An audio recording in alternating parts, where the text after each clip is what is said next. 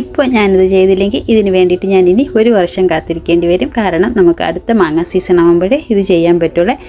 1 മുട്ട, 1/4 കപ്പ് പഞ്ചസാര, കുറച്ച് വാനില എസൻസ് ഇതെല്ലാം കൂടി ചേർത്ത് നന്നായിട്ടൊന്ന് ബീറ്റാക്കിയതിന് ശേഷം 1/4 കപ്പ് പാലൊഴിച്ച് കൊടുക്കുന്നുണ്ട്.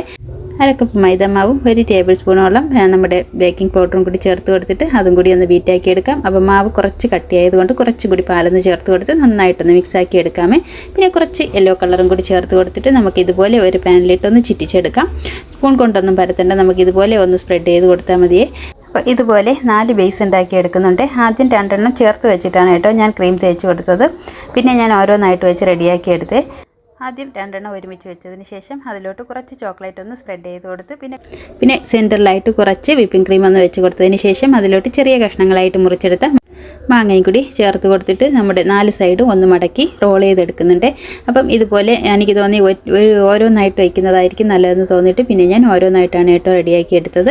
അപ്പോൾ ബാലൻസ് വന്ന 2 എണ്ണം ഇതുപോലെ തന്നെ ഞാൻ റോളാക്കി എടുത്തിട്ടുണ്ട്. കുറച്ച് ചോക്ലേറ്റും പിന്നെ വിപ്പിംഗ് ക്രീമും കുറച്ച് മാങ്ങയും കൂടെ വെച്ചിട്ട് 4 വശവും കൂടി ഒന്ന് മടക്കി ഒന്ന് റോളാക്കി എടുത്തിട്ടുണ്ട് കേട്ടോ. അപ്പം കഴിക്കാനൊക്കെ നല്ല ടേസ്റ്റാണ്, ഉണ്ടാക്കാനും എളുപ്പമാണ്.